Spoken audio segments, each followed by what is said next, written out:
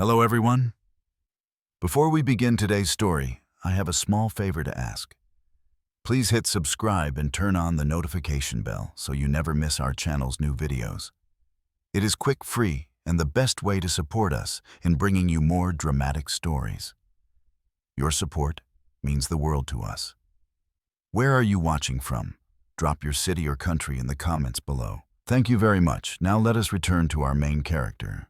The snow had begun to fall early that year. Thick and silent, like God was trying to cover up everything ugly about the world. Through the frosted window, I could see the Christmas lights from my neighbor's porch, warm, golden, full of laughter. Mine stayed dark. My son had promised to visit this weekend, but promises from Daniel were like paper houses, beautiful until you touched them. I built real houses, once strong ones, for families who still believed in staying together. But now, at 71, I was just an old man, rattling around in a house I no longer felt welcome in. Funny, I thought, watching the snow pile up, how a man can build walls his whole life, only to find himself walled out in the end. I used to think concrete was the most reliable thing in the world. You pour it, let it harden, and it holds for decades. I built dozens of homes, like that Cedar Hills hospital wing, 2 schools, half the houses in this town. People trusted me. When I retired, they even gave me a plaque that said, "George Whitman, Builder of Dreams." These days, I keep it in the drawer. Dreams don't last. Structures do. Or at least they should. The house I live in now was supposed to be the last one I ever built, the place where Margaret and I would grow old together. We poured our savings into it, every board and beam handpicked. Margaret wanted the porch facing west so we could watch the sunset together. She used to sit there sipping her tea saying, "You've built homes for everyone else, George. This one's for us." I wish she'd lived long enough to see what became of it. After she passed, I buried myself in work until the noise drowned the silence. When I finally stopped working, the quiet roared back louder than ever. Daniel calls once in a while, usually on speakerphone while driving. "Hey, Dad, how's the old place holding up?" The old place as if it wasn't his childhood home. I tell him everything's fine, even when it isn't. Last week he mentioned they'd stop by for Christmas Eve if Melissa doesn't have other plans. His tone made it sound like visiting me was a chore sandwiched between her yoga class and her gallery brunch. Melissa. A woman with perfect posture and a voice like cold porcelain. The first time I met her, she scanned the living room like an appraiser, smiled thinly, and said, "It has potential." That was the first and last compliment she ever gave me. Since then, she's found a way to correct everything about me, how I dress, what I eat. The fact that I still keep real books instead of reading on a tablet. Daniel, on the other hand, is too busy agreeing with her to notice.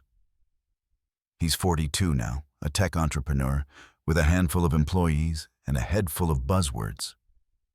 He says things like pivot and synergy and brand storytelling. I sometimes wonder if he knows how to build anything with his hands. Maybe he doesn't have to. He's convinced that money builds faster than hammers ever could. I sold my father's old land in Missouri to help Daniel start his first company. That was 20 years ago. He doesn't remember that now, or maybe he's chosen not to. He likes to say he bought this house for me years back when I was too tired to manage finances. I let him believe it for tax reasons back then. The deed was temporarily transferred under his company's name for estate planning. But I still have the original papers signed and notarized, tucked inside my safe behind the bookshelf. The paper that proves one simple truth: this house has always been mine. Margaret used to warn me about pride. It's like quicksand, she'd say. The more you fight to stay on top, the faster you sink. I didn't understand what she meant until after she was gone. Pride kept me from calling Daniel more often, from admitting I missed him. It also kept me from forgiving him for forgetting his roots. Pride can build walls thicker than concrete. The day before Christmas Eve, Daniel called again. His voice came through the phone, cheerful but distracted. Hey, Dad, we'll be there tomorrow. Melissa wants to do dinner around 6. Oh, and make sure the guest room's ready, okay? She's bringing her cousin. Her cousin, my house, my guest room. I wanted to tell him that the guest room was already clean, that I didn't need orders in my own home. But instead, I just said, "All right, son. Drive safe." After the call ended, I sat there for a long while staring at the half-finished puzzle on the dining table. Margaret used to love puzzles, said they kept her mind sharp. I hadn't touched one since she died. Now, I pushed the last piece into place, a little cottage surrounded by snow, and felt something twist inside me. Even cardboard families had more warmth than this house lately. When they arrived the next afternoon, the sky was already turning silver with frost. Daniel hugged me quick and stiff, smelling like cologne and city life. Melissa followed, carrying a basket wrapped in ribbon. "We brought wine," she said, glancing around. "Still the same curtains, huh?" "They keep out the cold," I replied. She smiled, the kind of smile people use when they're thinking something cruel. "Maybe next year we'll do a little renovation. Open up the space. Modernize." Daniel chuckled. "Yeah, maybe turn your office into a guest suite. Make it cozier for visitors." I looked at him, my own son, and for a second I didn't recognize him. "You can renovate walls, son," I said quietly, "but not memories." Melissa blinked. "That's poetic." Then she turned away, clearly done with the conversation. Dinner was simple roast chicken, mashed potatoes, the kind of meal Margaret would have approved of. Daniel scrolled through his phone between bites. Melissa talked about her new art show in Denver. I nodded in the right places, smiled when appropriate. But the air between us felt heavy, as if we were all performing for an invisible audience. After they went upstairs, I sat by the fire, the only sound the crackle of wood and the ticking of the clock. I took out the old photo of Margaret from the mantel. Her smile was still soft, still alive somehow. "You were the glue," I whispered. "Without you, everything came apart." I poured myself a small glass of whiskey and walked to the study. The safe behind the bookshelf creaked when I opened it. Inside were a few folders, some savings bonds, and the most important thing I owned, a thick envelope marked property deed. Whitman residence. My name, my signature, my foundation. I traced the embossed seal with my thumb. This paper was more than proof of ownership.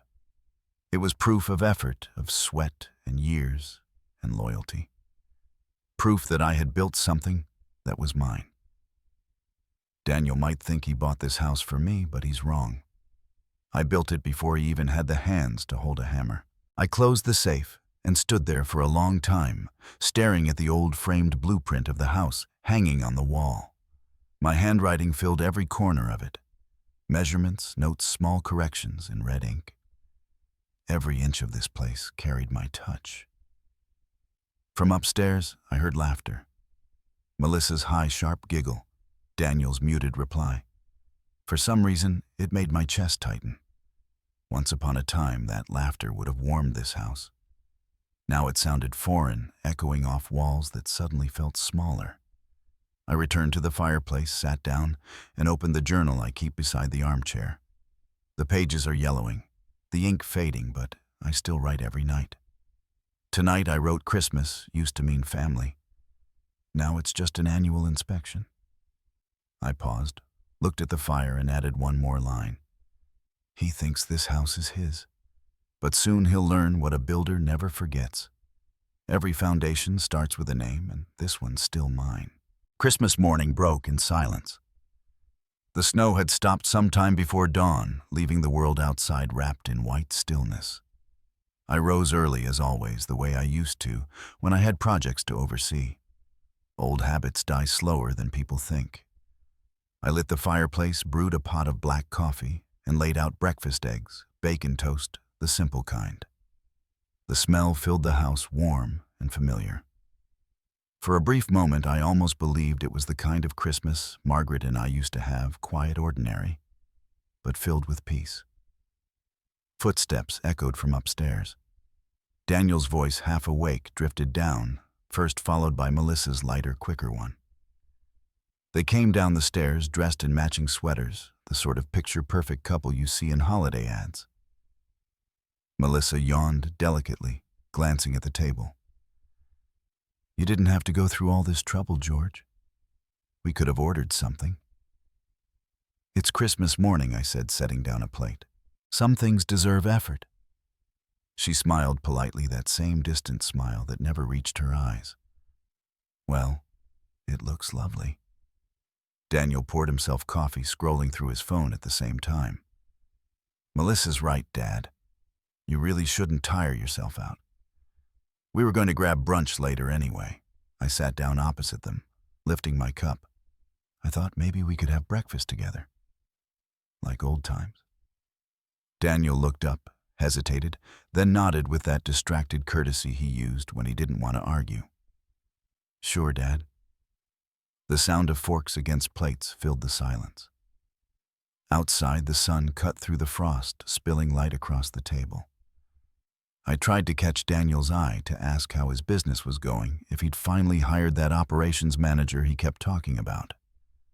But before I could, Melissa said brightly, "We might be moving next year somewhere closer to Denver. It's just getting too far for his commute." Daniel added, "Yeah, we'll see. Maybe even here if the timing works out." "Here?" I asked quietly. Melissa nodded. "Well, the house is beautiful. It has potential.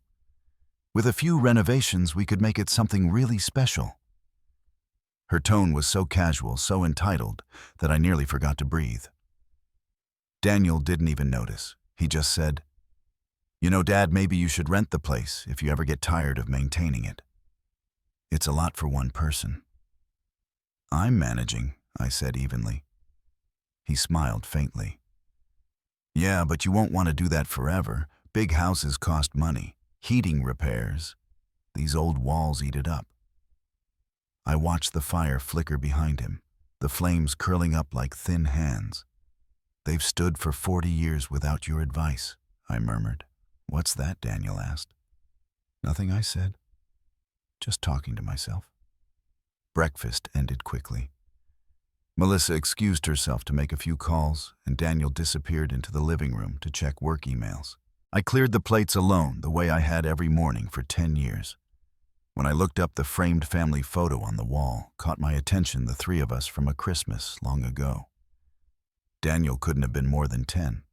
Margaret was laughing at something I'd said, her arm around his shoulders. The boy in that photo had a spark I hadn't seen in years.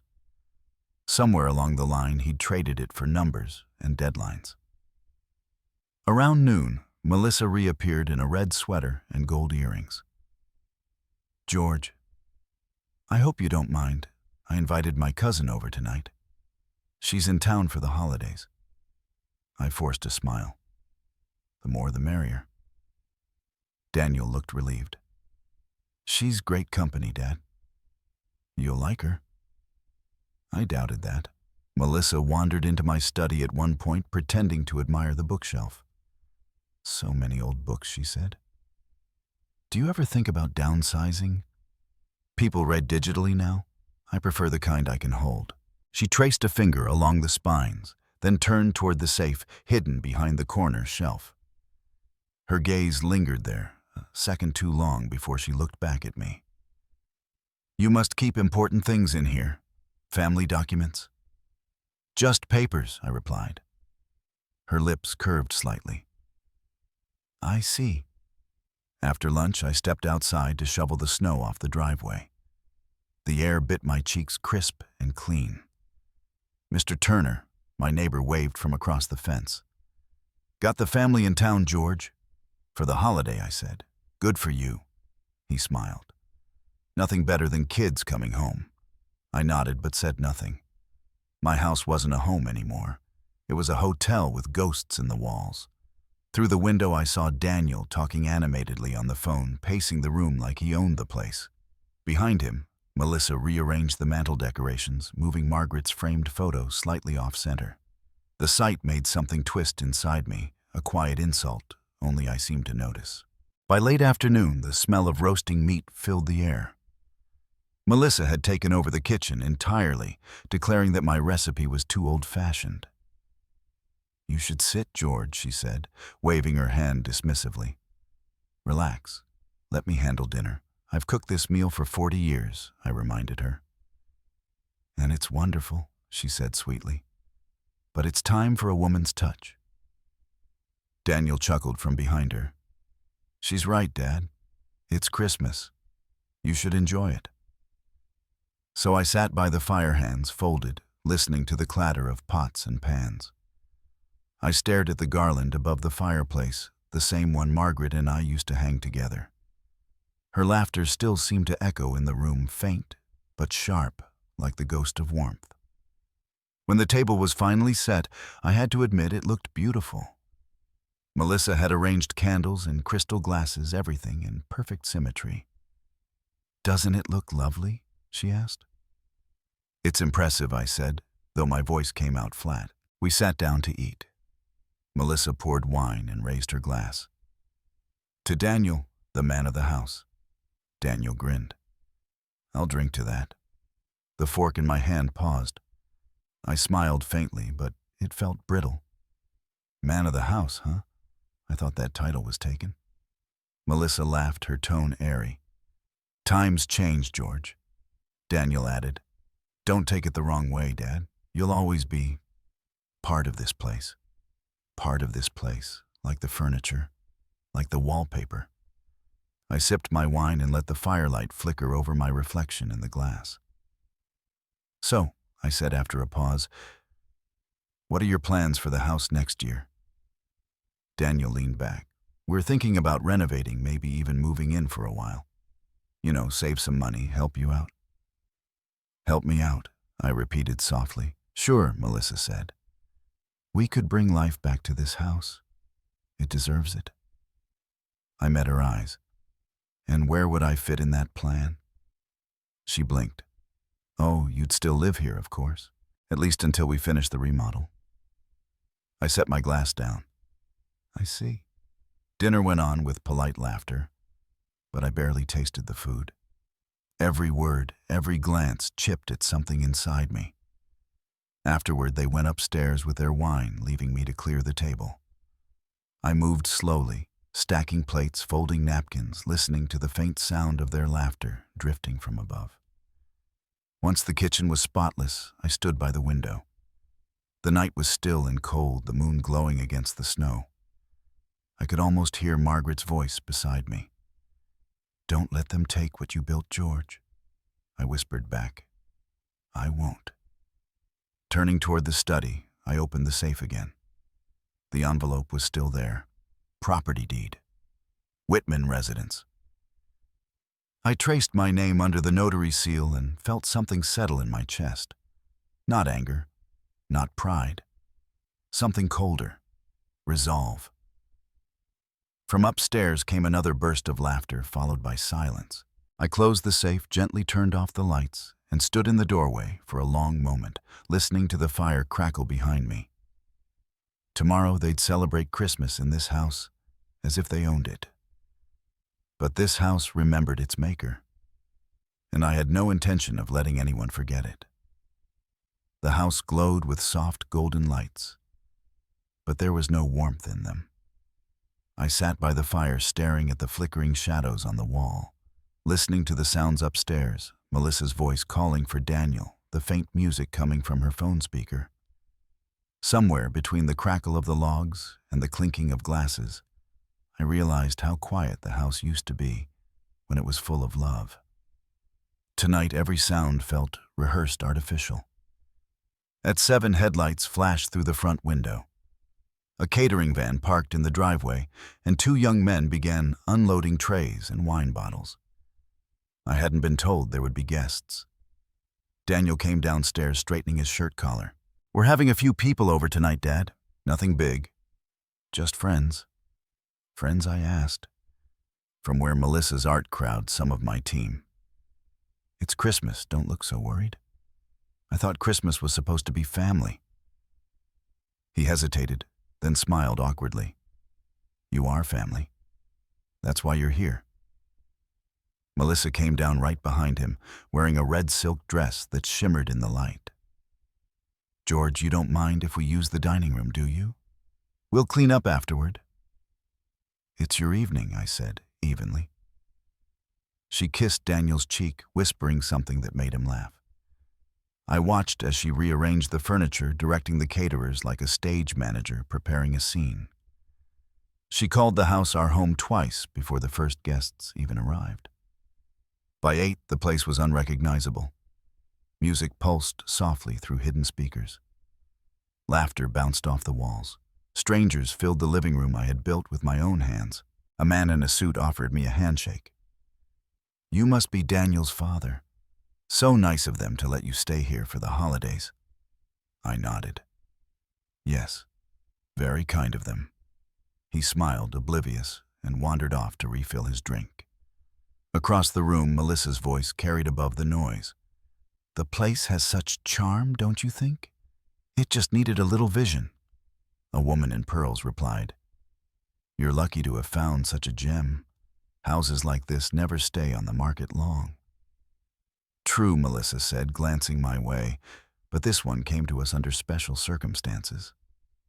Their laughter stung more than I cared to admit. I picked up a glass of whiskey and retreated to a quiet corner near the staircase, pretending to be part of the decor. Daniel walked by once, patting my shoulder distractedly. You okay, Dad? Perfectly fine, I said. He didn't notice the bitterness in my tone. He was too busy playing host. The room grew louder, brighter. The smell of perfume mixed with roasted lamb and wine. I could almost hear Margaret scolding me gently. Smile, George. It's Christmas. But the smile never came. A flash of memory cut through the noise. Another Christmas, long ago. Margaret at the piano, Daniel hanging ornaments, laughter spilling through every room. Back then the house smelled of pine and cookies. Now it smelled like money and ambition. The decorations on the tree weren't the handmade ones from years past. Melissa had replaced them with clear glass bulbs and white ribbons. Everything looked expensive and nothing looked alive. One of Daniel's friends raised a glass. To new beginnings, he shouted. Melissa chimed in, and to Daniel for giving us this beautiful home. Applause followed. I froze mid-sip, the taste of whiskey turning bitter on my tongue. Someone joked, You must have gotten it for a steal.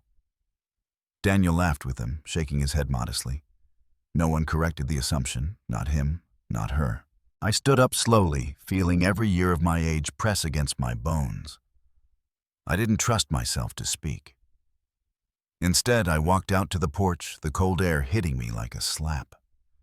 Snow had begun to fall again, soft and steady. I lit a cigarette and stared into the night. The wind howled faintly, whistling through the trees. I thought about Margaret's last Christmas. She'd been so weak then, yet she insisted on cooking. A house only lives when it's filled with love, she'd said, not things. The ember of my cigarette glowed red in the dark. They turned love into things, Margaret, I whispered. Every wall, every room, filled with something hollow. My fingers trembled slightly as I dropped the cigarette into the snow. It hissed and vanished. For a moment I wondered if I'd become exactly what they saw, an old man clinging to the past. Then I remembered the deed locked away upstairs. No, I wasn't clinging. I was holding what was rightfully mine. When I came back inside, the music was louder. Melissa was standing near the fireplace, her wine glass raised high. A toast, she announced to my husband, the man who built everything we have. I stopped just inside the doorway. Built, I repeated quietly. A few heads turned. The laughter faltered. Daniel looked embarrassed. Dad, no, I said, my voice cutting clean through the chatter. Let her finish. Melissa smiled, her cheeks flushed from wine. We all build something, George. Some of us just build bigger, faster. I took a step forward. Some of us build things that last. Her smile twitched. Let's not make this awkward, shall we? I turned to Daniel. You told them this was your house. He swallowed hard. Dad, it's complicated. No, son. It's simple. You either tell the truth or you don't. He set his glass down. Why does it matter? You gave it to me years ago.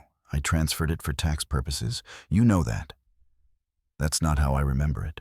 His voice rose. You were tired, Dad. You said you couldn't keep up with the paperwork. You said it was better this way. And you believed that meant I stopped owning it. Melissa put a hand on his arm. George, maybe this isn't the time. I met her eyes. You've been waiting for this time since the day you walked in. The room had gone silent. Guests stared, unsure whether to leave or stay. Daniel's face reddened. Enough. You're ruining Christmas. No, I said quietly. You already did that. He slammed his palm against the table, making the glasses tremble. This is my house now, old man. You should be grateful we let you stay here at all. For a heartbeat, no one breathed. The words hung in the air like smoke.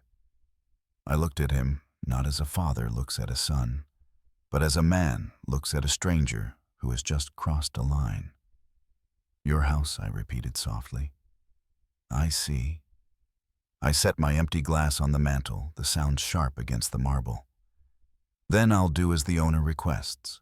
Melissa's voice shook slightly. George, don't. But I was already turning toward the door. I took my coat from the rack, buttoned it slowly, and looked around one last time. The faces blurred together, polished, laughing, unknowing. I saw the firelight glint off the silver frame of Margaret's photo still sitting on the shelf. For that, I was grateful. At least she hadn't been replaced. I stepped out into the snow. The cold hit me like truth, pure and unforgiving. From behind me came muffled voices, laughter struggling to resume. I walked to my car, brushed the snow off the windshield, and sat there for a long moment before starting the engine. Through the frosted window, I could see the house glowing behind me, the house I had built now filled with strangers. Enjoy your Christmas, Daniel, I murmured. It'll be your last one in that house. The engine roared to life.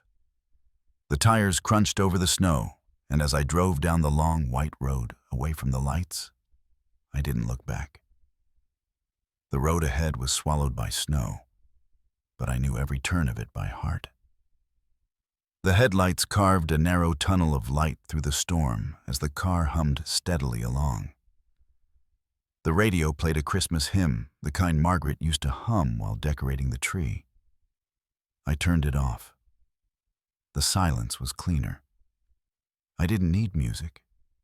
I needed focus. Emotion builds chaos. Planning restores order. Each streetlight flickered against the windshield, strobing like a heartbeat. I replayed Daniel's voice in my head. This is my house now, old man. The words didn't hurt anymore. They calculated themselves into something sharper, something I could use. Every insult had a weight, and I was already measuring it. At the next red light, I rested my hands on the steering wheel and muttered, They think I'm finished. They forgot who built their foundation. I drove past the sleeping town, past the church, the bakery, the park where Daniel had once fallen off his bike, and I'd carried him home. The world hadn't changed much, only the people had. The sign for Whitman Construction still hung crooked over the small brick office I hadn't visited in months. I parked out front, the tires crunching through a layer of ice. My keys still fit perfectly. Inside, the office smelled of old paper and sawdust. The air was cold but familiar. I flipped the light switch, and the single bulb buzzed to life, casting long shadows over the drafting tables. Blueprints lay rolled up on a shelf, their edges yellowing with time. On the wall hung photographs of projects, long completed bridges, home schools. People once trusted me to build things that lasted. Maybe I could build one more thing, just of a different kind. I hung my coat, poured a finger of bourbon from the bottle in the drawer, and sat down at my desk. The lamp glowed like an interrogation light. And in its circle of gold lay everything that mattered. A manila folder marked Property Deed, Whitman Residence, another labeled Transfer Agreement 2008, and a third marked Estate and Will Draft. Paperwork lasts longer than promises, I murmured, flipping open the first file. The deed was clear, notarized, and sealed. I traced the embossed stamp with my thumb. My name printed neatly at the top, followed by Daniel's company's name, Whitman Development, LLC. Below that, a clause in small but legally binding text. Ownership shall revert to George Whitman after a period of 10 years unless renewed by both parties in writing. 10 years had passed 3 years ago. No renewal. I leaned back, a slow smile forming. You never did read the fine print, did you, son? From the filing cabinet, I retrieved a folder labeled Power of Ownership. Margaret's handwriting decorated the top corner. She always added a flourish to legal papers, as if to make them human. I remembered her saying, "You can't trust systems, George, but you can trust your own preparation." Preparation. That was something I had never lacked. I reached for my phone and scrolled through old contacts until I found the number I needed, Samuel Pike. We'd worked together for 30 years. He was a lawyer now, retired, but still sharp. I dialed. A gravelly voice answered after 2 rings. George Whitman. I thought you were dead. Not yet, I said. But I've got a job for you. I don't take jobs anymore. This one's personal. Simple paperwork, complicated history. He chuckled softly. When have you ever been simple? What's it about reclaiming what's mine? My house? He paused. You transferred it years ago, didn't you? For taxes? Yes, temporarily. The clause is clear. I want it reinstated. You still have the documents, every one of them. He sighed. All right. I'll meet you the day after Christmas. Bring everything. We'll make it official. Thank you, Sam. Don't thank me yet, he said. Just remember, George, revenge is construction work of the soul. Measure twice before you build. The line went dead, and I sat there listening to the hum of the radiator. Revenge wasn't the right word. I wasn't tearing anything down. I was setting things right. I pulled out an old drafting compass and ruler from the drawer. The metal was cold, the same tools I had used to design the Whitman house decades ago. I laid out the property blueprint on the desk beside the legal documents. On one side, the physical structure of walls and beams. On the other, the invisible structure of ownership and law. Both were mine. Both had been built by my hands. The memory came back uninvited. 2008. Margaret still alive. We sat in this very office signing documents while Daniel waited outside, restless, eager to go back to his new business. It's just for tax optimization, I'd told her. A few years, maybe 10. She'd frowned. Promise me you'll keep control, George. Families fall apart when they start counting what's theirs. I'd promised her, and I'd kept that promise. Now I had the papers to prove it. I spread everything across the desk, organizing them in neat piles. Notarized copies, tax statements, title insurance, bank transfers. The structure of revenge was no different from a construction plan every beam had to fit perfectly. A single weak point, and the house would collapse.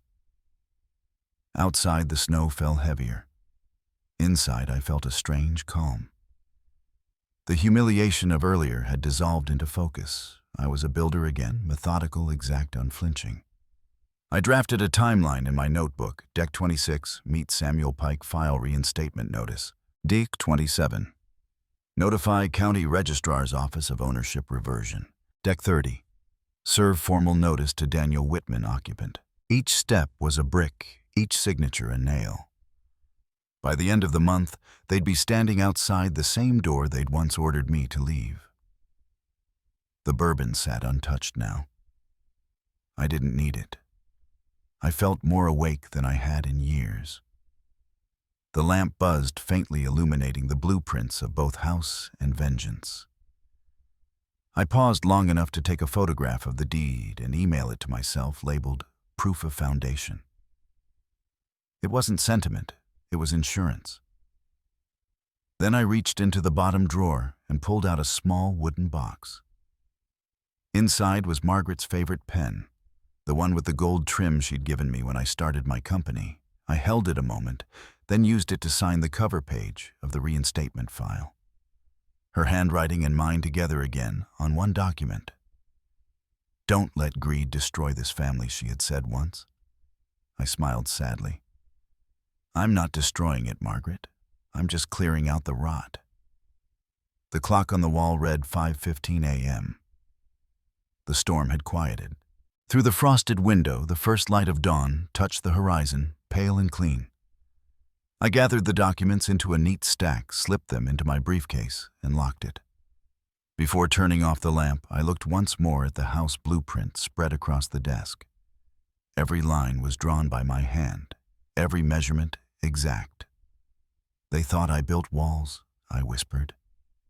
"They forgot I also know how to take them down." I flipped the switch. The office fell into darkness, the only sound the whisper of snow against the glass. Outside, the air was cold, but still. I stepped into it with the certainty of a man who had rebuilt himself overnight. The world was quiet, waiting. I climbed into the car, the briefcase on the seat beside me. As I started the engine, the reflection of dawn glimmered in the windshield. "If they wanted ownership," I said aloud, "I'll give them responsibility, and they'll pay for every inch of it." The tires crunched over the snow as I drove toward home, toward the house that had forgotten its owner and the justice it was about to remember. The morning came gray and cold, the kind of quiet that feels like a warning. I'd barely slept. The fire in the living room had died hours ago, and the air smelled faintly of smoke and paper. On the kitchen table, my briefcase sat open, every document neatly stacked and labeled.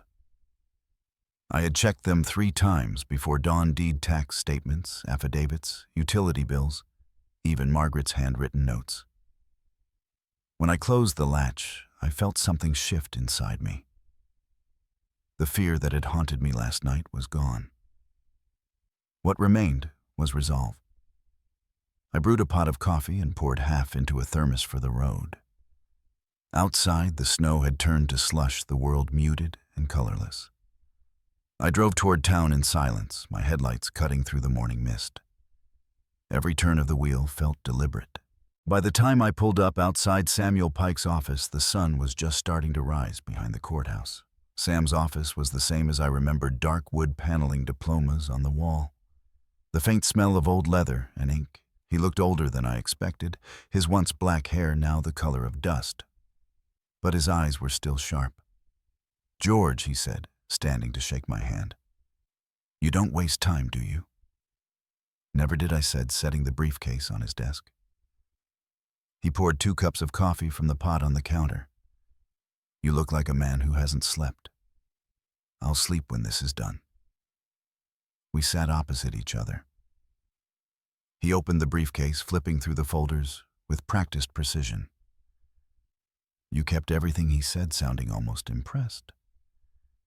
"You even have the 2008 transfer form." "And the clause?" I asked. He nodded, tapping the page. "Right here. Reversion after 10 years unless renewed." Daniel didn't renew, so legally the house is yours again. Simple enough on paper, but you'll need to make it official at the county registrar. I expected that. He leaned back, studying me. "You sure you want to do this yourself? It might be easier to let me file everything." "No," I said. "I want to be there when it becomes real." He smiled faintly. "Still the builder, huh? Always needing to see it with your own eyes." I didn't deny it. "What do we need first? A notice of reversion. We'll file it with the registrar today. Then an affidavit of ownership, sworn statement confirming you maintained the property, paid taxes, and made no sale. We'll need 2 witnesses for that. Anyone you trust. My neighbor Turner, for one. He's known me 40 years. Maybe the old postman if he's still alive. Good, Sam said, jotting notes. Once it's filed, we'll serve Daniel with a notice to occupant. Official stamped, can't be ignored. He'll have 30 days to respond, but something tells me you won't give him that long. I didn't answer. He didn't need me to. 2 hours later, I left his office with a folder full of forms and a list of signatures to collect. The cold hit harder than before, sharp and alive. I stopped by Turner's house first. He was in his yard scraping ice off his truck. When he saw me, his face softened. "Morning, George. Rough night." "You could say that," I replied. "I need a favor. Just your signature on a statement confirming I've lived in the Whitman house continuously and maintained it myself." He frowned. "This about Daniel?" "It's about the truth." Turner wiped his hands on his jacket, took the pen and signed without another word. "You built half this town," he said quietly. "You shouldn't have to prove anything. Everyone has to prove something eventually," I said, pocketing the paper. From there, I stopped by the hardware store. The clerk, a man who'd once worked under me, printed out old invoices, repairs materials, maintenance, all billed to my name. By the time I returned to the car, I had a file thick enough to choke any argument Daniel might make. At the county registrar's office, the smell of toner and floor polish greeted me. Fluorescent lights buzzed overhead. The waiting line was long. Contractors renewing licenses, property agents, a young couple filing a marriage certificate. I took a number and sat quietly, briefcase on my lap. When the clerk finally called my name, I stepped forward and handed over the documents. The woman behind the counter, middle-aged with reading glasses perched on her nose, glanced at the top page. "Reversion filing." "Yes, ma'am." "Let me see the original deed." I slid it across the counter. She read it, squinting at the fine print. Then her expression changed slightly. "Whitman Construction," she murmured. "Are you the George Whitman?" "The builder I was," I said. Her face softened. "My parents bought one of your houses in '89. Best built place they ever had. That was a long time ago." She nodded, flipping through the papers.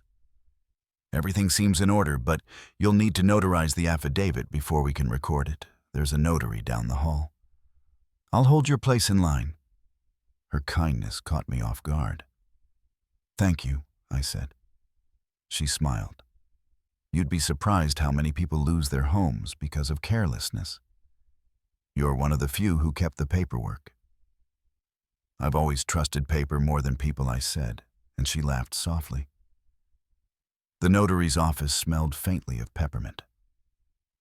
10 minutes later, the affidavit bore my signature and seal. When I returned, the clerk stamped each page, her movements deliberate, the sound of the stamp echoing like hammer strikes. She handed me the final copy with the embossed county seal.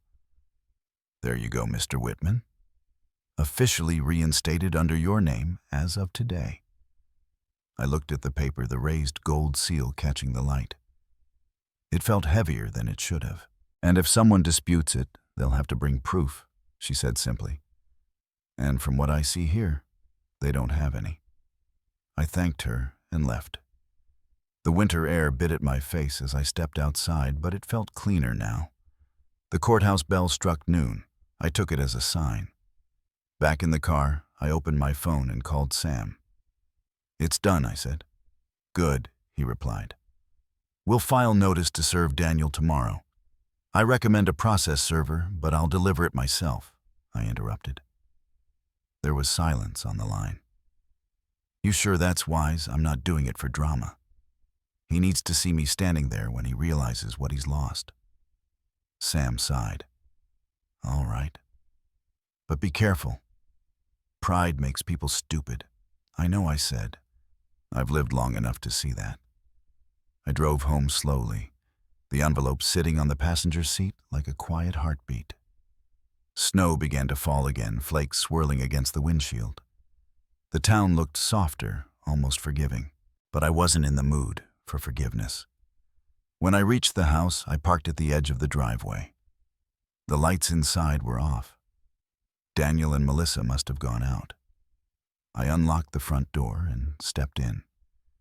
The air smelled faintly of her perfume.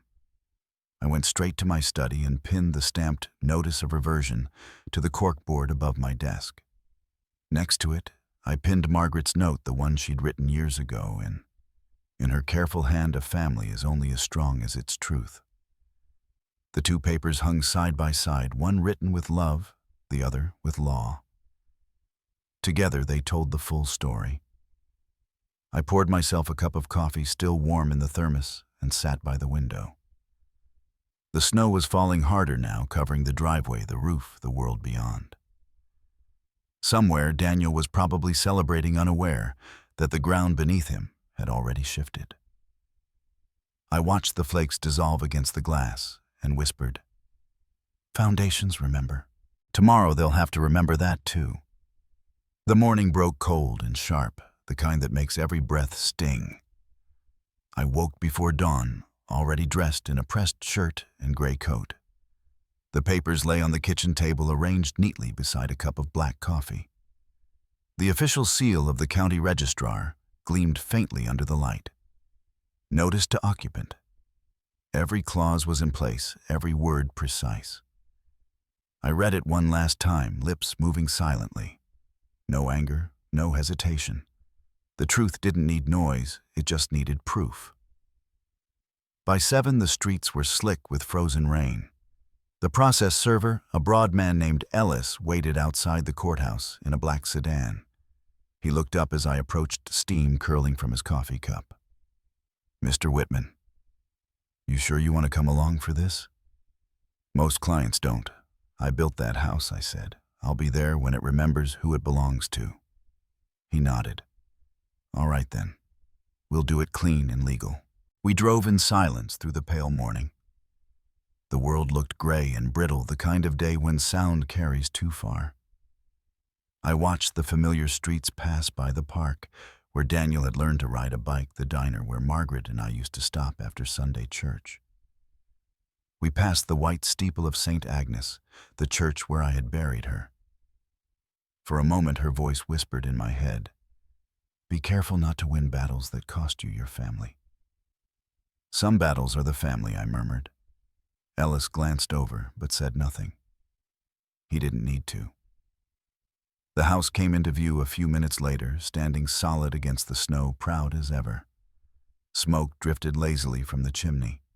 It looked peaceful, almost untouched, as if last night had never happened. Inside, Daniel and Melissa were just waking. Daniel poured coffee while Melissa scrolled through her phone, humming softly. "Your dad hasn't called?" she asked. "He won't," Daniel replied. "He's probably embarrassed. He'll cool off." The doorbell rang. Melissa crossed the hallway, adjusting her robe. When she opened the door, she found a tall man in a black coat holding an envelope. "Delivery for Mr. Daniel Whitman." Daniel joined her at the door, took the envelope, and signed the receipt absent-mindedly. "Thanks," he said, closing the door before tearing it open. Melissa sipped her coffee, smiling. Another holiday card. Daniel didn't answer. His face had gone pale. His eyes moved quickly over the page, reading each line twice. The coffee cup slipped from Melissa's hand and shattered on the floor when she looked over his shoulder. "What is it?" she whispered. He swallowed. "It's from the county registrar." "What does it say?" He read aloud, his voice hollow. "Notice to occupant. Effective immediately, legal ownership of property located at 1841 Cedar Hill Road reverts to George Whitman." Melissa's breath hitched. "That can't be real." "It's signed by the county clerk," Daniel said, shaking his head. "It's official." The sound of tires crunching outside made them both turn. Through the window, they saw my truck pulling into the driveway. Melissa's face twisted. "He's behind this," she hissed. "He planned this." "Stay inside," Daniel said, but I was already walking up the steps. Ellis followed briefcase in hand, watching everything with detached professionalism. I stopped halfway up the porch, looking at my son standing in the doorway, with the letter still trembling in his hand. "What the hell is this, Dad?" Daniel demanded. "It's the truth," I said evenly. "You told me to get out of your house." "So I did. Now I've come back to mine." Melissa stepped forward, her voice high and sharp. "This is illegal. You can't just take our home." "Illegal," I said, lifting an eyebrow. "You might want to read the fine print." Page 2, paragraph 6. Reversion after 10 years unless renewed by both parties. "You never renewed it." She froze, her face draining of color. Daniel flipped through the pages, scanning the lines, his lips moving as he read. The words were there in black and white. "I didn't know," he said quietly. "You didn't ask," I replied. Melissa's eyes flared. "You manipulated him. You set him up." "Manipulation is when someone hides the truth," I said. "I've just delivered it." She took a step toward me, trembling. "We'll fight this. We'll take you to court." "You can," I said. "But you'll lose. The house was built under my license. The land, the mortgage, the taxes, they all stayed in my name. This isn't a fight. It's a correction." Daniel's hand tightened around the papers. "Dad, you can't do this. You're my father." I looked at him steadily. "And you reminded me I was just a guest. Guests don't own deeds." His jaw clenched, the fight draining out of him. For a moment I saw something flicker in his eyes, fear, maybe guilt, but it vanished just as quickly. Melissa turned away, muttering under her breath, pacing like a caged animal. "You think this makes you a man?" she snapped. "Taking back a house from your own son," I met her gaze. "A man keeps his word. You both forgot that." Ellis cleared his throat politely. "Mr. Whitman, if you could sign here, acknowledgement of delivery." Daniel stared at the clipboard, then signed without a word. His hand shook. When he passed the pen back, Ellis gave him a curt nod and stepped aside. "I'm giving you 48 hours, I said quietly. "Remove your belongings. After that, this address will no longer be yours to enter." Melissa laughed bitterly. "You can't evict family." "Family doesn't need eviction notices," I said. "Just boundaries." Daniel's voice broke. "Why are you doing this?" "Because you left me no choice," I said. "You wanted control. Now you'll learn what control costs." For a long moment, no one spoke. The snow began to fall again, fine and steady, gathering on my coat shoulders. I turned toward the truck. Ellis was already climbing inside. Behind me, the house stood still, no sound but the ticking of a wind chime on the porch. "Dad," Daniel said suddenly. I stopped, but didn't turn around. His voice cracked. "I didn't mean it. What I said last night, I was angry." "I know," I said. "So was I. The difference is, I did something about it." He didn't answer. I walked down the steps, each crunch of snow sounding final. Melissa's voice rose behind me, frantic now. "You'll regret this. You'll die alone in that empty house." I didn't look back. "I already did," I said. At the truck, Ellis handed me the signed acknowledgement. The official proof of delivery, time stamped and sealed. He looked at me curiously. "You sure you're okay, Mr. Whitman?" I folded the paper and slipped it into my coat pocket. "Better than I've been in years." As I drove away, the house faded in the rearview mirror, its lights flickering faintly through the falling snow. Daniel stood on the porch, still holding the notice, while Melissa paced behind him like a shadow unraveling. For the first time in a long while, the road ahead looked clear. The tires hummed against the wet asphalt, steady and sure. The deed sat beside me on the passenger seat, a silent companion. At the edge of town, I stopped at a red light and looked up through the windshield. Snowflakes caught in the glow, spinning like sparks. I thought of Margaret, of the day we laid the first stone of that house. She had smiled and said, "A good foundation never forgets who built it." She was right. By the time the light turned green, I was smiling too. The sound of George's truck faded into the distance until it was swallowed by the snow.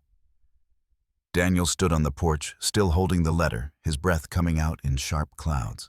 Melissa slammed the door behind him, the echo cutting through the silence.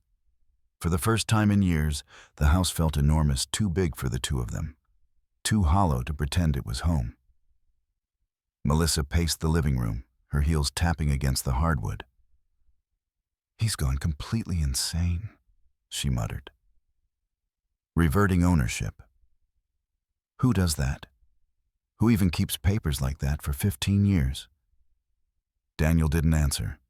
He was still staring at the tracks left in the driveway, two perfect lines of proof that his father had been here and was gone again. Melissa spun on him. "You're just going to stand there. Say something." "It was never mine," he said quietly. Her mouth fell open. "What did you just say? I said it was never mine." "The house, the land, it was his from the start. I should have known that." She stared at him as if he'd spoken another language. "You're defending him. After what he did, I'm not defending him," he said, walking past her into the kitchen. "I'm accepting the truth," she followed, furious. "The truth is your father's a control freak. He's been manipulating you your entire life. And now he's proving it." Daniel turned his eyes darker than she'd ever seen. "No, the truth is, I let him. I took the easy road, Melissa. I let him pay sign and plan because it was easier than building anything myself." She folded her arms. "Don't you dare make this about your guilt. This is about us losing everything because you couldn't read a damn contract." He didn't argue. He walked to the sink, poured himself a glass of water, and drank it like it might wash something bitter down.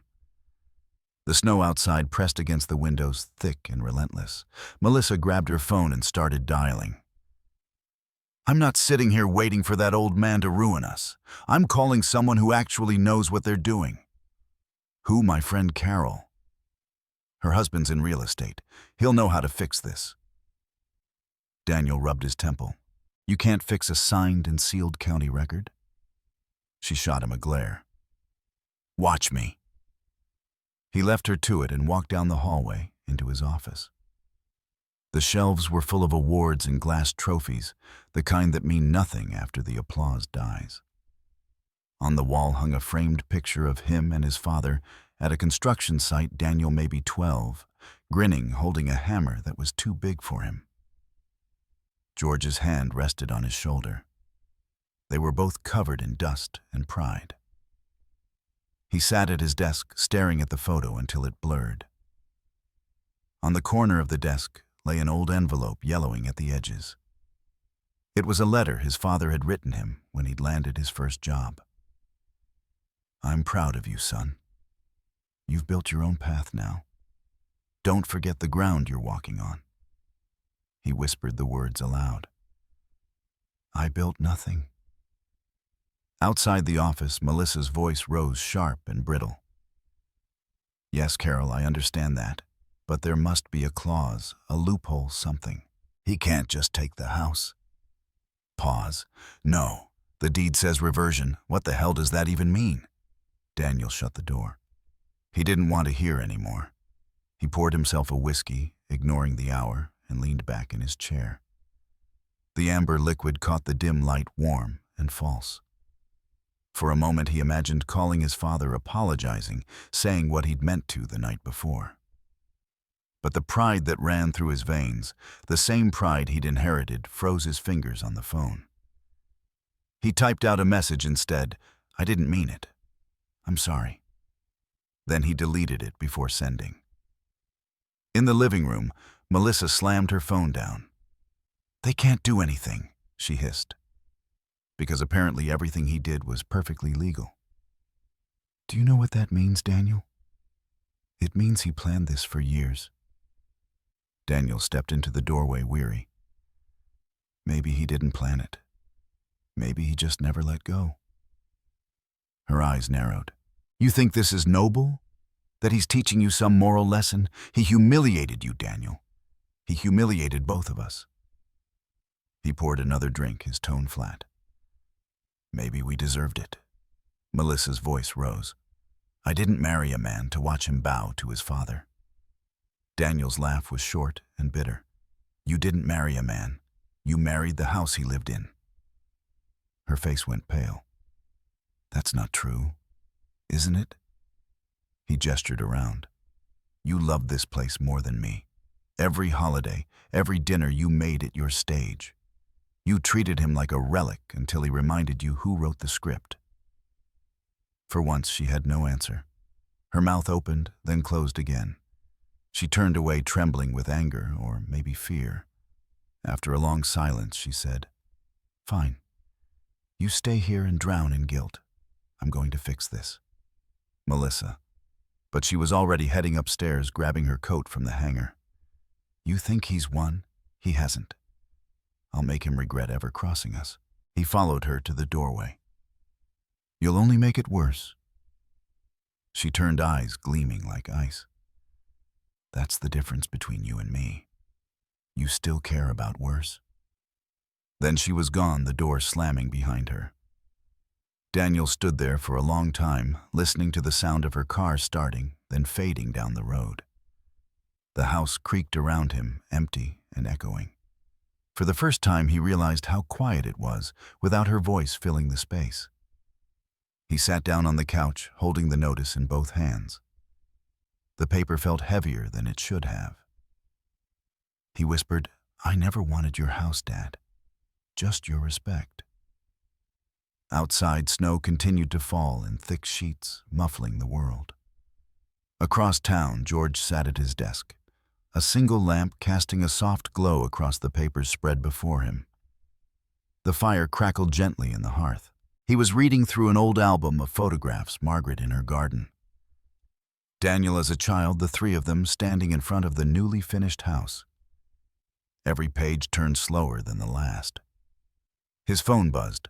A message from Sam Pike Reversion confirmed. No contest filed. You're officially the owner again.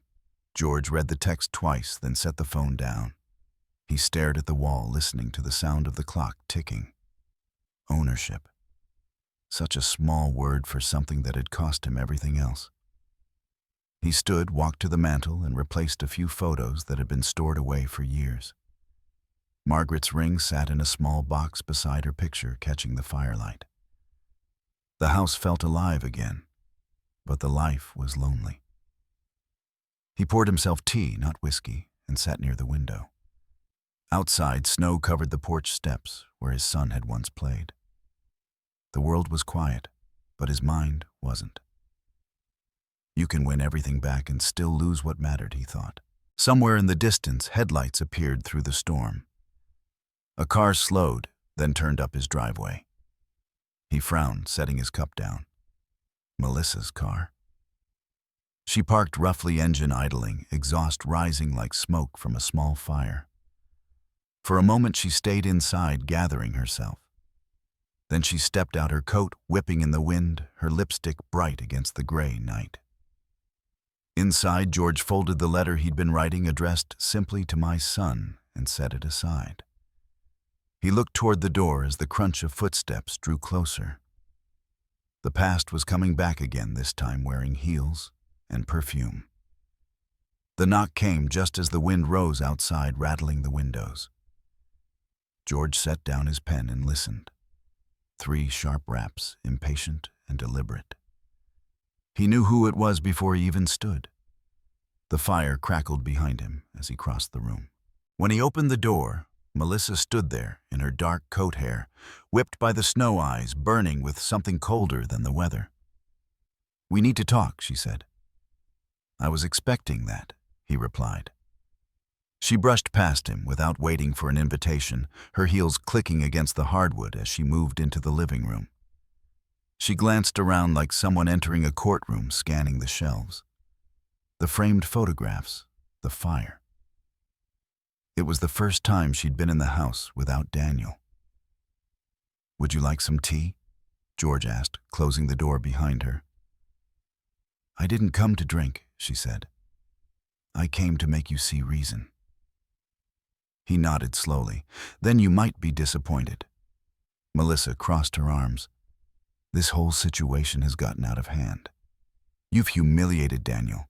You've embarrassed me. She gestured around this power play, it's beneath you. George studied her for a long moment. Funny. I thought I'd finally done something worthy of attention. This isn't attention, she snapped. It's cruelty. He's your son. He's my son. Yes, George said evenly. But this house isn't his. You both made that clear when you called it yours. Melissa exhaled through her nose. You're destroying your own family out of pride. Pride didn't host parties in another man's home, he said. Pride didn't throw away a family heirloom or call it junk. She blinked, caught off guard by his calm. So, this is about the book you're punishing us because of a book. No, George said softly. That was just when I realized what I'd raised a son who doesn't recognize the value of legacy and a woman who never cared to learn. Her face tightened. You think you're some moral guardian? Look at you, alone in this museum of old photographs, clinging to dust. He smiled faintly. Dust lasts longer than trends? For a moment, neither spoke. The fire hissed as another log collapsed into embers. You're tearing Daniel apart, Melissa said finally, her tone shifting from sharp to pleading. He's miserable. He doesn't sleep, he barely eats. He looks up to you even now, he used to, George said. Until you taught him to look down instead. Don't blame me for his choices, she shot back. You've been controlling him since he was a child. Every decision, every move, he's never been free of you. George walked toward the window. Snow fell thick against the glass flakes, melting as they hit. I didn't control him, he said quietly. I guided him. The difference is that I built something solid, and you built illusions. Her voice trembled with anger. You're punishing him to feed your ego. He turned to face her. I'm not punishing him. I'm teaching him what happens when you forget who built the ground you stand on. Melissa's composure wavered. For the first time, her voice cracked. You don't understand. Without this house, everything falls apart. Do you know what people will say? What they'll think. I don't care what people say, George replied. They didn't build it. Her eyes glistened, but she didn't cry. You think you've won, don't you? There are no winners here, he said. Only people learning the cost of forgetting where they came from. Melissa's jaw tightened. You talk about legacy like it's sacred, but look at you. You drove your wife to her grave, your son away, and now you're sitting here pretending it's about honor. It's not. It's about control. You can't stand that someone else finally told you no. The words struck deeper than he expected. He flinched, but didn't look away. You're right, he said after a pause. I was strict. Too strict. I lost my wife to time and my son to pride. But I never lied to them. I never used them. He nodded toward the mantel. Margaret's photograph smiled softly beneath the firelight. That's what family looks like when you protect it, not when you perform it. Melissa's expression flickered guilt maybe, or shame, but it hardened again just as quickly. You'll die alone in this house, George. And no one will come to your funeral. He met her gaze. That's fine. I'll have room for one more ghost. She laughed bitterly. You think this house gives you power? It's just bricks. Without people, it's nothing. Then why are you so desperate to keep it? He asked. Her lips trembled. Because it's all I have left, she whispered. George's tone softened slightly. Then maybe that's the problem. You built your life around things that never belonged to you. Her anger returned like a flame catching wind. I gave Daniel stability, love, a life better than the one you ever gave him. And you repay me with humiliation. You gave him comfort, George said. Not love. You can't love someone you keep molding to fit your needs. She glared at him. You think you're better than me? No, he said simply. Just older and done pretending. For a long moment, there was only the sound of the fire. Then Melissa reached into her bag and pulled out her phone. If you think this is over, it isn't. I'll take Daniel far away from here. We'll move across the country if we have to. You'll never see him again. George's voice was calm, almost kind. Then you'll finally do something honest. You'll show him what freedom costs. He walked to his desk, opened a drawer, and took out an envelope. Here, he said, handing it to her. She snatched it, tearing it open. Inside was a copy of the deed and a note written in his careful hand. She read it aloud, her voice shaking. You called it your home. Now you can remember whose roof kept you dry. She crumpled the paper in her fist. You'll regret this. I already do, George said. Every day since my son stopped calling me Dad. Something flickered in her eyes, fear, pity, maybe understanding, but it vanished as quickly as it came. She turned toward the door. You think this is over? She said, voice cold again. But it's just beginning. George didn't move, no. It ended the moment you walked out of your own house. Melissa hesitated for a heartbeat, then yanked the door open. The wind howled in scattering ash from the fireplace. She stepped into the storm and slammed the door behind her. For a moment, George just stood there, staring at the place where she'd stood. The room was quiet again, but it wasn't peaceful. The echoes of her voice still lingered in the air. He walked to the window and watched her car reverse down the driveway, headlights cutting through the snow, until they disappeared into the dark. He stayed there long after she was gone. The fire crackled low, burning to embers. He poured himself a small drink and set it on the table without touching it. The silence was complete now. He opened the drawer and took out the unfinished letter addressed to my son. He read the first line. You once told me you built your life without me. I hope one day you build something that lasts. He didn't write another word. He folded the letter and placed it next to Margaret's ring in the small wooden box. Then he looked at her photograph and whispered, It's done. The firelight flickered once more, dim and steady, casting soft shadows across the room. Outside, the snow fell thicker, covering the driveway, the footprints, and every trace of what had come and gone. The house stood silent, strong, and for the first time in years, it belonged to the truth. The door slammed hard enough to shake the hallway mirror. Melissa stood in the entryway, coat soaked from melting snow, breath ragged. Daniel looked up from the couch, his eyes red from a sleepless night. What did you do? He asked quietly. She didn't answer right away.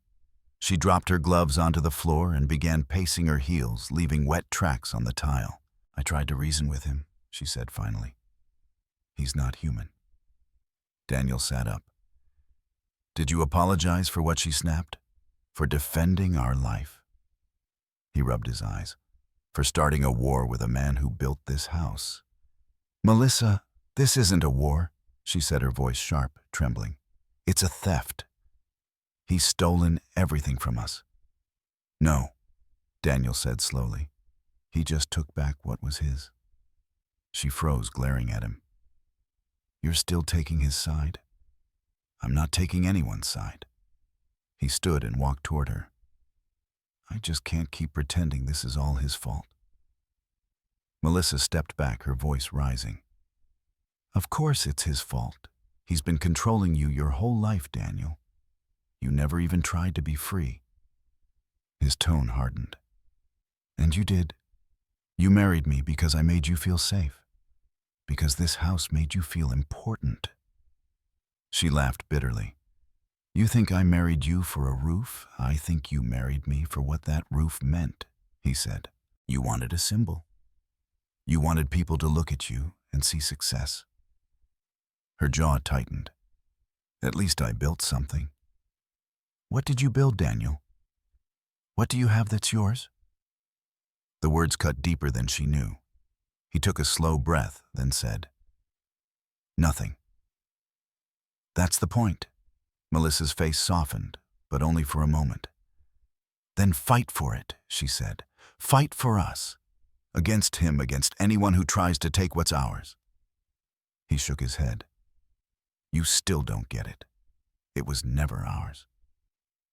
She went still. Don't you dare say that again. It was never ours, he repeated.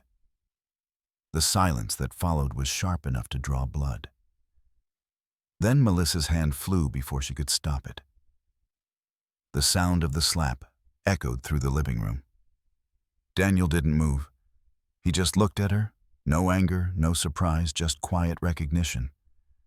You just proved him right, he said. Her face paled. Daniel. He stepped back. Go upstairs, please. She hesitated, then turned without another word and climbed the stairs. A door slammed a moment later. Daniel stood there for a long time, staring at the empty hallway. His cheek burned, but what hurt more was how right it all felt, how inevitable. He picked up the whiskey glass from the table, but his hand shook too much to drink. It slipped and shattered on the floor. The sound was small, almost merciful. He sank onto the couch, covering his face with both hands. The notice lay on the coffee table, creased from how many times he'd read it. He looked at the words again, though he already knew them by heart. Notice to occupant. Ownership reverts to George Whitman. He whispered to the empty room. He didn't take it. He just gave it back to himself. The snow outside pressed against the windows. Somewhere in the distance, a siren wailed and faded. He got up and went to the closet, searching through old boxes until he found one marked personal. Inside were photographs, a few trophies, and a bundle of letters bound with string. He pulled one out, his father's handwriting on the envelope. To my son on your first job. He unfolded it carefully. I'm proud of you. You've built your own path now. Don't forget the ground you're walking on. He set the letter on his lap and whispered, I forgot. He found another envelope, smaller, addressed in his own childish handwriting, Happy Father's Day. It had never been given. Inside, a crude drawing of the two of them holding hands. He laughed once softly, then broke down and cried. Upstairs, Melissa sat on the edge of the bed, phone pressed to her ear. Carol, listen, she said quietly. I need to know if there's a way to contest property reversion. Anything. A pause. No, it was signed 15 years ago. But there has to be something, a technicality, a clause, anything. Her voice shook. Then we'll find a lawyer who'll take it. Money's not the problem. He is. She hung up, staring at her reflection in the mirror. Her face looked older, tired, smeared makeup marking the corners of her eyes. She opened a drawer and took out a framed photo of her and Daniel from their wedding day. He was smiling. She wasn't. She smashed it against the dresser. Downstairs, Daniel was still sitting on the couch, a pen in his hand and a blank page in front of him. He started writing slowly at first, the words uneven. I don't know where to begin, Dad. He crossed it out. You were right about everything. I just didn't want to see it. He paused again, exhaling. He wasn't ready to send this, not yet. But writing felt like breathing for the first time in years. Across town, George sat by his own fire. The silence felt heavier tonight. On the table lay the deed and a photograph of Margaret. The house creaked softly as if remembering. He ran his hand along the edge of the frame. This was supposed to make things right, he said to the empty room. So why does it feel so wrong? He walked through the halls, touching the walls like a man checking his own pulse. He could almost hear Margaret's laughter, Daniel's childhood footsteps running through the rooms. The memory faded as quickly as it came. A knock came at the door, soft, professional. He opened it to find a courier with a clipboard. "Delivery for Mr. Whitman," the man said. George signed and took the envelope. Inside was a stamped certificate from the county ownership legally reinstated. He stared at it for a long time, then set it aside without opening the rest. He poured himself a small drink, but didn't raise it. The victory felt like ash. He returned to his study, opened the drawer, and pulled out the letter he'd written to his son. The first version was cold, filled with reasons and justifications. He tore it in half and started again. "I wanted you to respect me, not fear me. I taught you to build strong walls, but never how to open doors." He stopped, folded the page, and sealed it in an envelope. He didn't write an address. It wasn't ready yet. He walked to the window and looked out across the snow-covered fields. In the distance, faintly, he could see the lights from Daniel's house. He wondered if his son was still awake. At almost the same moment, Daniel sat on his own couch, pen hovering above the page, eyes fixed on the horizon. The world outside was the same dull silver in both windows. Maybe he thought they were looking at the same patch of sky. The clock ticked softly in both homes. George whispered, "Maybe it's not too late." Daniel whispered the same words, without knowing why. The first pale light of dawn crept across the snow, tinting everything gold for a heartbeat before the clouds swallowed it again. Daniel set the pen down and stood grabbing his keys. "I have to see him," he said to the empty room. And miles away, George, holding his untouched glass of whiskey, whispered to Margaret's photograph, "If he comes, I'll listen this time." The snow kept falling between them, quiet and endless. But for the first time in years, both men were moving towards something that wasn't revenge. It was fragile, uncertain, but it was hope. The snow had stopped some time before dawn. A stillness lay over the world, the kind that made every sound sharper, every heartbeat louder. George sat at the kitchen table, a half-finished letter open beside his coffee. The house creaked softly in the cold. He had been awake for hours, rereading the words he'd written and wondering if he would ever have the courage to send them. A car engine broke the silence. He looked up. Through the frosted window, he saw headlights flash across the driveway, then fade as the car came to a stop. He didn't move. For a long moment, he just watched the figure sit there motionless behind the wheel. Then the door opened, and Daniel stepped out. The sight hit harder than expected. The boy he remembered was gone. In his place stood a man carrying something heavier than pride. George's hand hovered over the letter, then withdrew. The doorbell rang once, then again. He rose slowly, every step deliberate. When he opened the door, the cold rushed in, and with it the years between them. Daniel stood there, his breath visible in the air.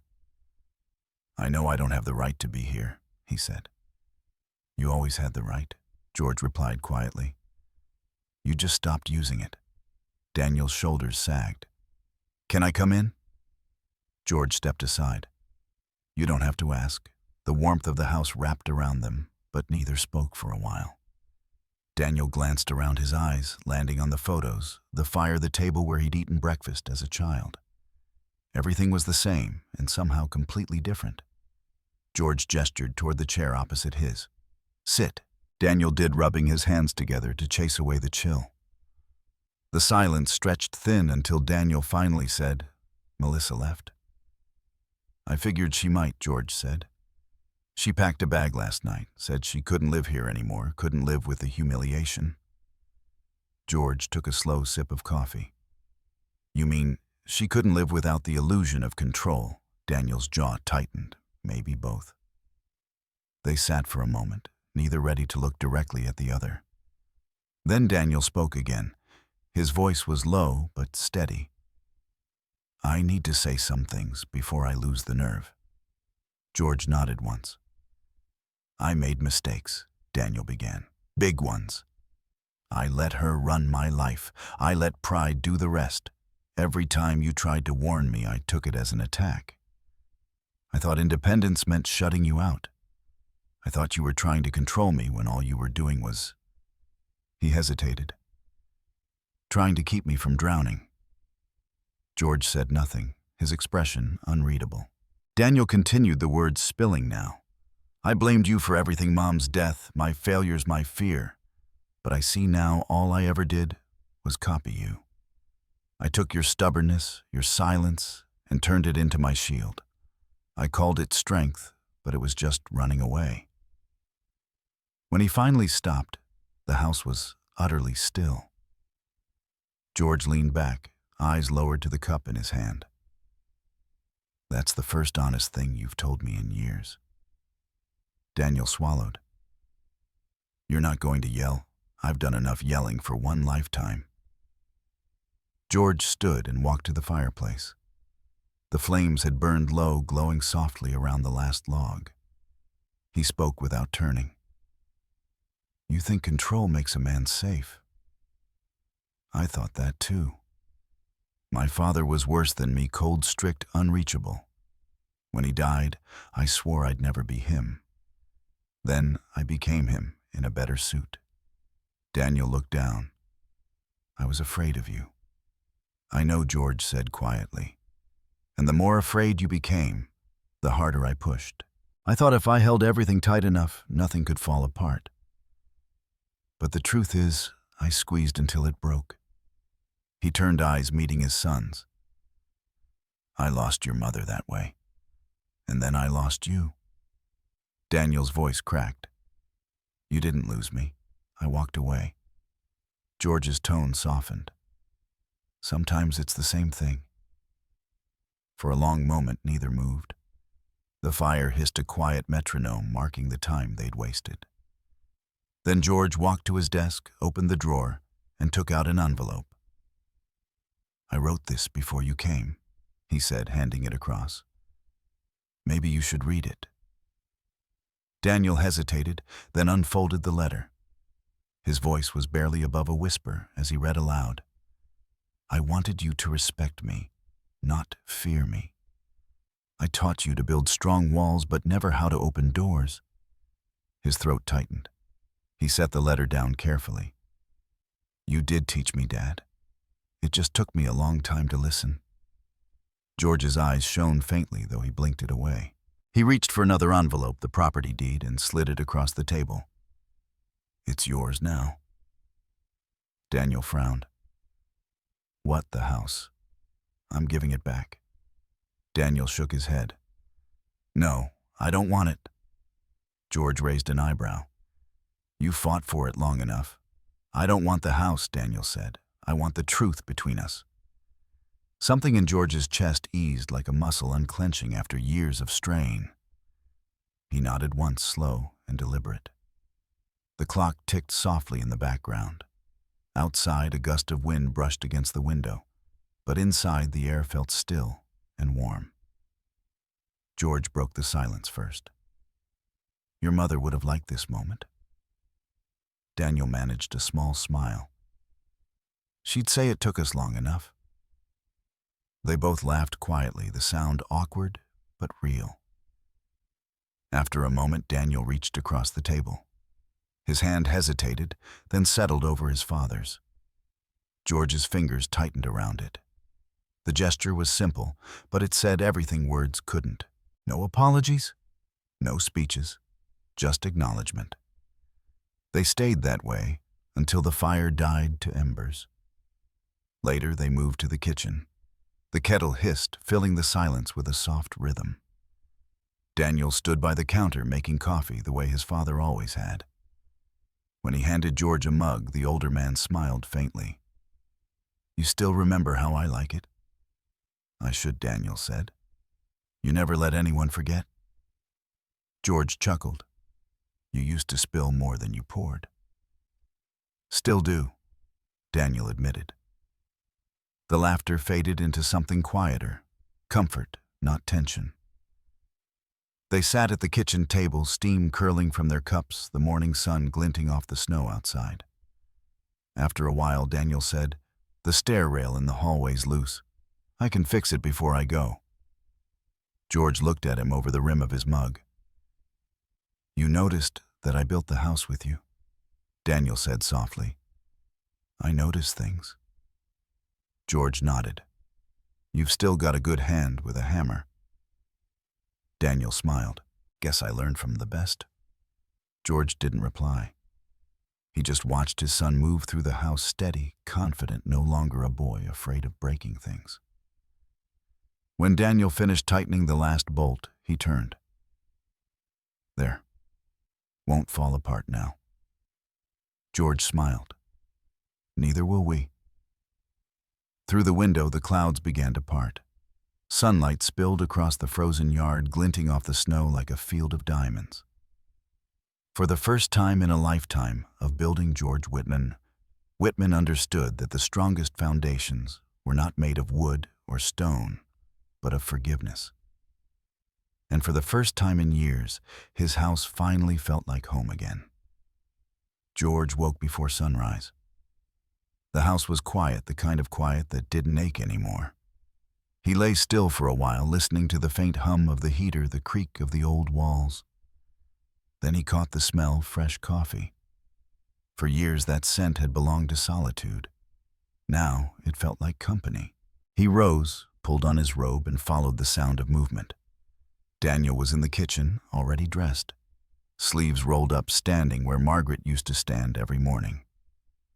"Morning," George said, his voice still rough from sleep. Daniel looked up and smiled. "Hope you don't mind. I couldn't sleep. The coffee machine still works like a charm." "I told you," George said, taking a mug from the cabinet. "I buy things that last." They sat across from each other at the small kitchen table. The silence between them was no longer heavy. It was gentle, like a pause in a familiar song. Outside, the world was bright and pale, the snow glazed in gold by the rising sun. Daniel glanced at the window. "You ever notice how quiet it gets after a storm?" George nodded. "That's how you know it's really over." They drank in silence again, both men aware of the strangeness of normal conversation. Every small word, every glance carried the weight of years unsaid. After breakfast, Daniel pushed his chair back. "I noticed a few things around the house that need fixing." George raised an eyebrow. "You don't say. The step outside's loose, the cabinet hinge is rusted, and one of your bedroom windows doesn't shut properly." George smiled faintly. "You've been taking notes." "Old habits," Daniel said, grabbing his jacket. "Come on, it won't fix itself." They worked side by side through the morning. The rhythm was slow, methodical, one tightening screws, the other sanding rough edges. The sound of hammers and laughter filled the air, echoing faintly through the halls. At one point, George caught himself watching Daniel work, noticing the steadiness of his hands, the way he measured twice before driving each nail. "You remember when you used to help me in the summers?" Daniel chuckled. "You mean when I mostly got in the way?" "You had enthusiasm," George said. "Precision took time. I learned from the best," Daniel replied. By noon, they'd fixed the step and oiled the hinges. The house felt lighter, cleaner, as if it had been holding its breath all these years. While Daniel wiped his hands, his phone buzzed. He read the message, expression unreadable. "That was my lawyer," he said quietly. "Melissa filed for divorce this morning." George set down his tools. "I see." "She's leaving town," Daniel continued. "Selling what's left, closing her accounts.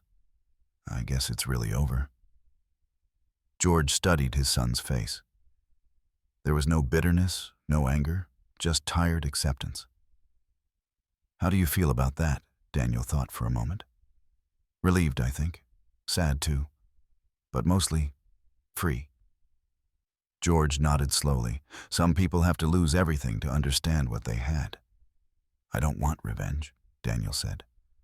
"I just hope she finds peace wherever she ends up." "That's how you know you're healing," George replied. They cleaned up the tools and made lunch together, a simple meal of soup and bread. It wasn't about the food. It was about the ease of movement, the quiet synchronization that had been missing for decades. After they ate, they carried 2 chairs out onto the porch. The snow was melting, drops of water falling from the roof in steady rhythm. Daniel pulled his coat tighter, exhaling into the cold air. "Dad," he said after a while, "can I ask you something?" "Of course." "Well, what was Mom like at the end?" "I never had the courage to ask." George's eyes softened. He looked out across the yard, the white expanse fading into trees. "She was brave," he said. "Braver than both of us put together. Even when the pain was bad, she smiled, said it wasn't the dying that scared her, it was leaving us unfinished." Daniel swallowed hard. "She knew we'd end up like this, didn't she?" "She did," George said quietly. "But she also believed we'd find our way back." Daniel nodded, blinking fast. "She would have hated what we became. She'd love what we're trying to be now," George replied. They sat in silence, the sound of dripping snow filling the spaces between them. When they went back inside, George walked to his desk. The letter, the one he'd written before Daniel's visit, still lay there. He unfolded it, added a single line at the bottom, then folded it again and held it out. "Keep this," he said. Daniel frowned. "Are you sure I wrote it for me?" George said. "You can finish it for you." Daniel took it carefully as though it were something fragile. "Thank you. Don't thank me," George said. "Just read it when you forget who you are." The light was fading by the time they finished cleaning the workshop. George lit the fire while Daniel set 2 mugs of tea on the table. They sat facing the window, the flames reflected in the glass. "Thinking of staying in town?" George asked. Daniel smiled faintly. "Yeah. I've been talking with a friend about reopening the old office. Maybe do renovation work. Something that feels honest." George nodded. "Make something yours this time." "I will," Daniel said. Then after a pause, "But I'll always start from what you built." They raised their mugs in a quiet toast. The evening settled softly around them. The ticking of the old clock filled the room, steady and calm. George leaned back, letting the warmth of the fire sink into his bones. For years, that sound had felt like a countdown. Now, it was just the rhythm of peace. Through the window, the world outside was silver and still.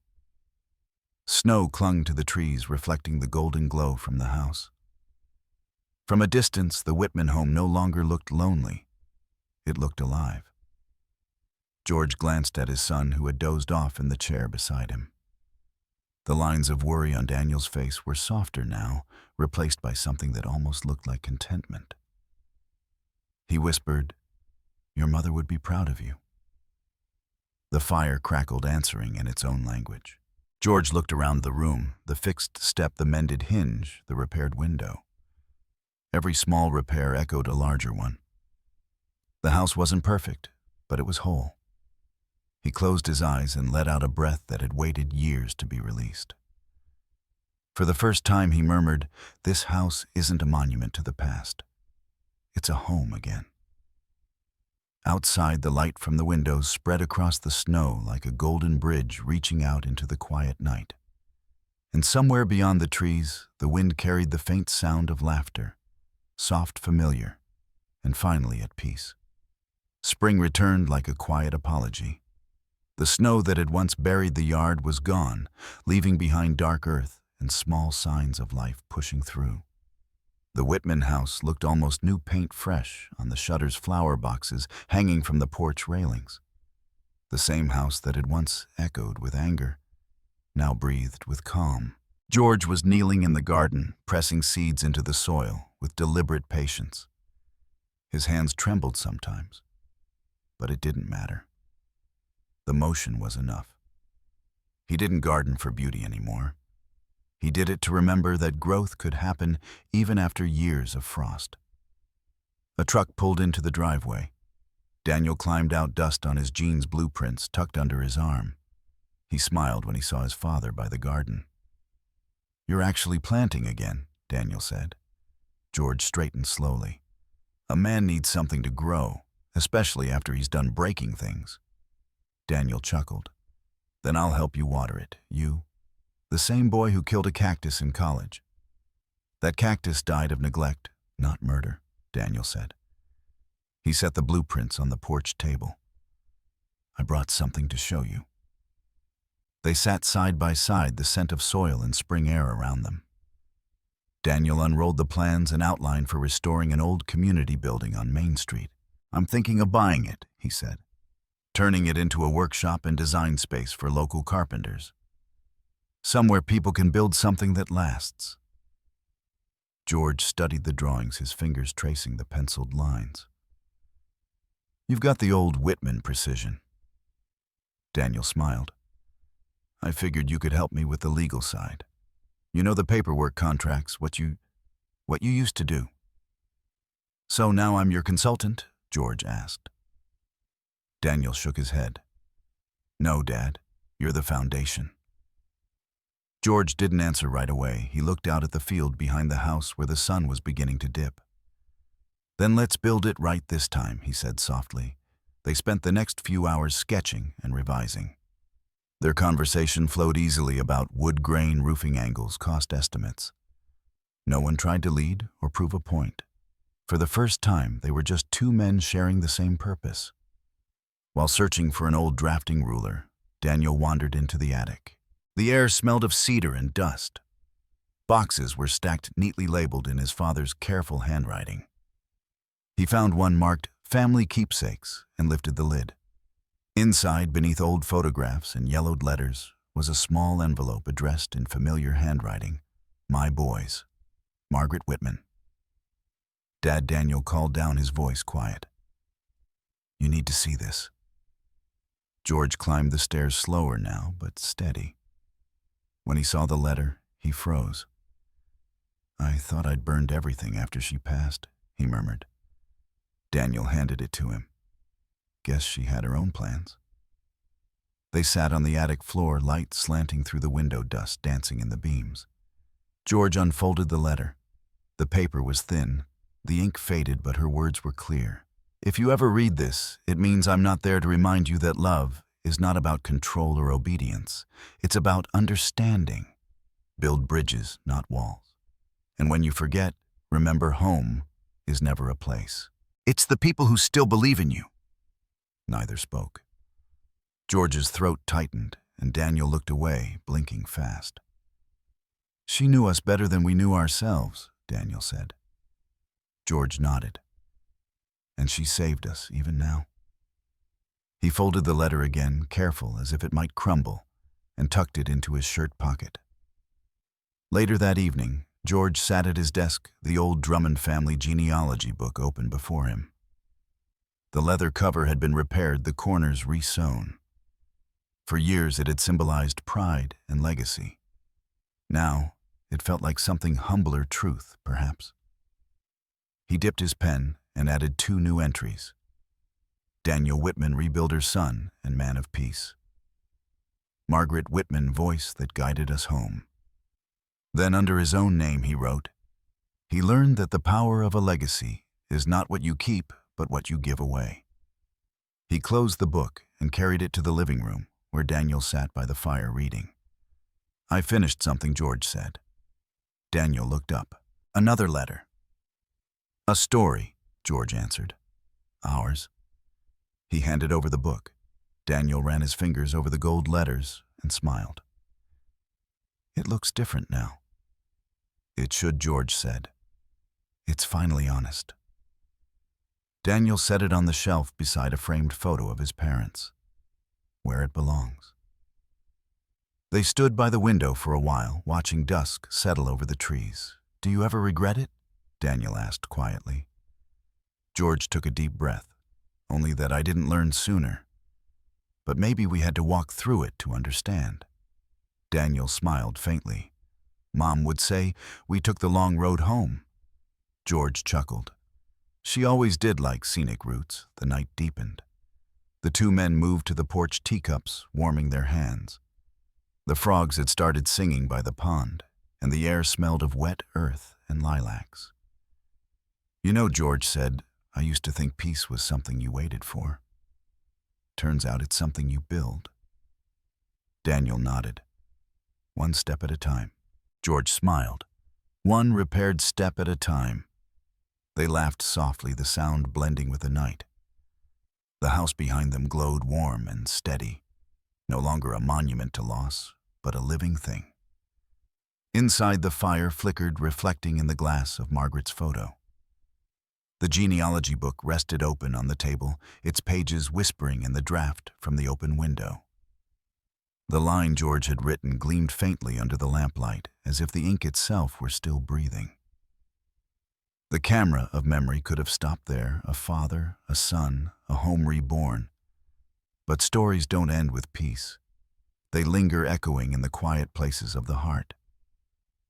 George looked at his son and said softly, "You'll make a good father someday." Daniel smiled, surprised. "You think so, I know so," George said. "Because you learned the hard way what love really costs." A breeze swept through, carrying the smell of fresh rain and earth. George leaned back, eyes half closed, content. The light from the windows spilled across the yard, touching the repaired porch, the garden, the open gate. Everything broken had been mended in its own way. George whispered, "It's a good thing growing old enough to see what matters." Daniel looked at him, eyes bright. "Yeah," he said. "It is." The world fell quiet again. Not empty, just peaceful. And if you were there watching from that porch, maybe you'd feel it too, the sense that redemption isn't dramatic. It's slow, quiet, the sound of forgiveness settling into wood and soil. Because every family has its battles, and every home its broken steps. But peace doesn't come from winning. It comes from understanding. If this story reminded you of someone you love, tell them before it's too late. Leave a comment below, share your thoughts, or tell me when was the last time you forgave someone who hurt you. And if stories like this speak to you, stay with us. There are more to come. More second chances, more voices learning to heal, more reminders that it's never too late to rebuild what was lost. The porch light flickered once steady again. The Whitman house glowed in the dark, a quiet testament to the power of letting go and to the beauty of finally coming home.